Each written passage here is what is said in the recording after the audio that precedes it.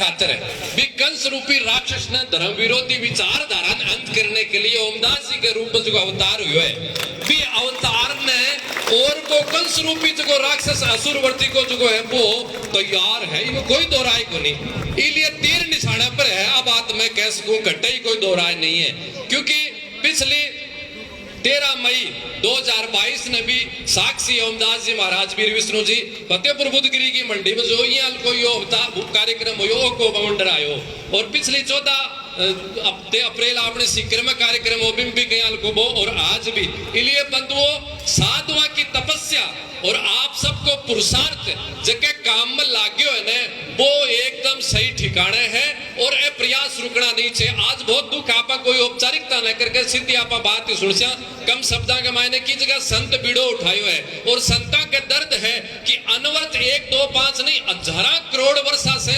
सनातन परंपरा ने जीण वाला लोग जगह आज पे एक तथा कथित षड्यंत्र में आकर आपके घर से बालाजी देवी देवता मान सम्मान धर्म आस्था तमाम जगह भावा विचारा की बातें निकलती जा रही है और निकाली जा रही है षड्यंत्र के तहत। वो कितना दुख की बात है। अगर मेरो अस्तित्व है गुरु परंपरा संत परंपरा को है और मैं भी अस्तित्व नहीं भूल जाऊं अथवा छोड़ दूं तो मेरे कने बच्चा क्या सोचो, मैं गुरु परंपरा ने मानना छोड़ दूं, संत परंपरा ने मान छोड़ दूं, गौ माता ने परंपरा ने माननी छोड़ दूं, तो मेरे में भलाई प्राण है लेकिन मैं प्राणों को मूल्य के है, असुरता आई तो है ना।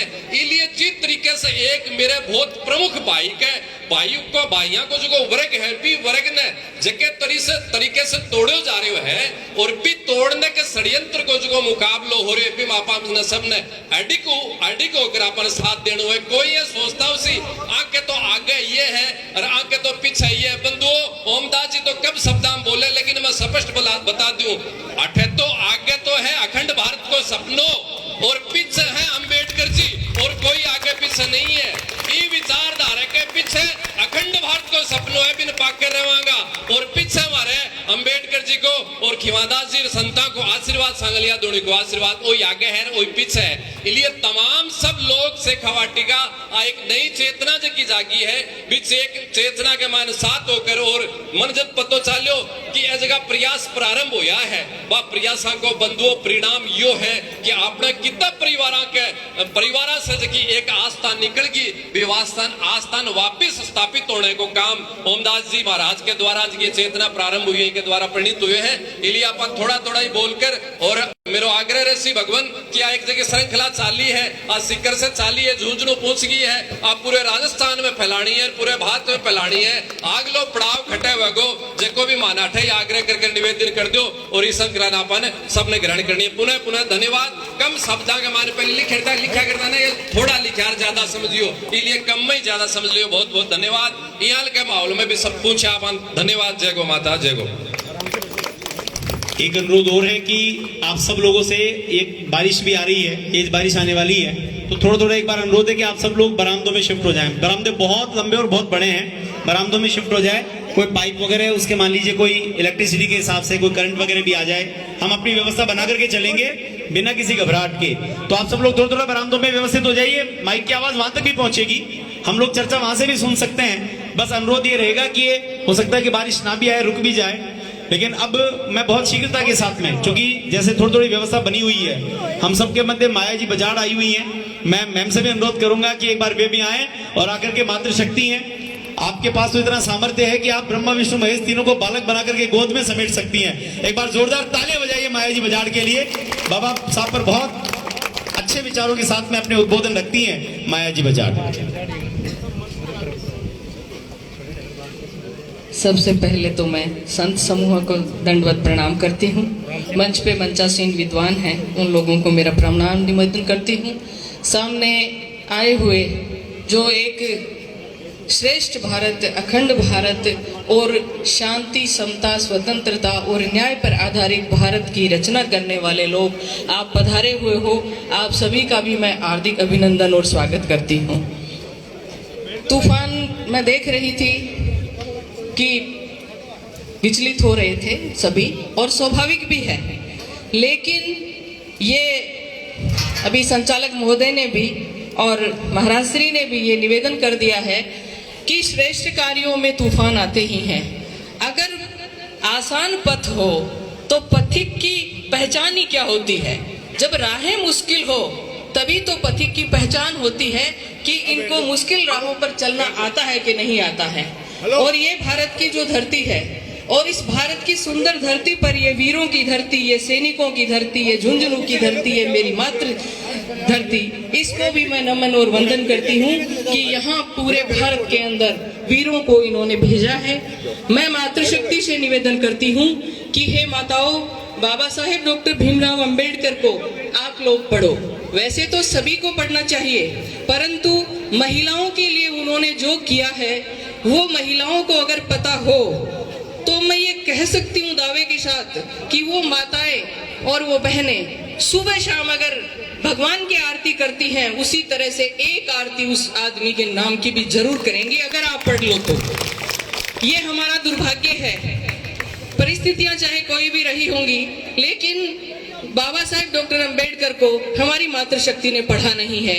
आज हमारे जो भी माताएं बहनें जितने सुखों का आनंद ले रही हैं, उनके पीछे किसी महापुरुष का, या राठौड़ साहब ने जो उनको नाम दिया है राजर्षि, तो किसी ऋषि का अगर तप है तो वो है डॉक्टर भीमराव अंबेडकर। बाबा साहेब डॉक्टर अंबेडकर ने पहला जो अवकाश स्वीकृत करवाया था, तो मेरी माताओं सबसे पहला अवकाश तो था मातृत्व अवकाश था कि श्रम परिषद के सदस्य होते हुए गुलाम भारत के अंदर पहला अवकाश का जो अधिकार माताओं को दिया वो डॉक्टर अंबेडकर ने दिया।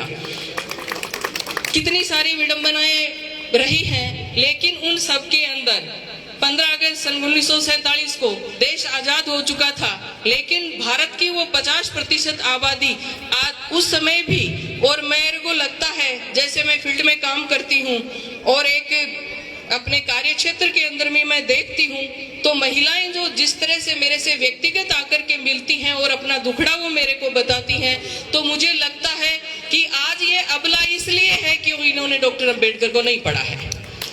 इतनी सारी शक्तियां दी हैं उन्होंने, लेकिन उन शक्तियों का वो नहीं पढ़ पाने के कारण उनके प्रति उनका न तो वो उपभोग कर पाती हैं, और न ही जिन्होंने उनको जो कुछ दिया है उस दाता के प्रति वो समर्पित हैं।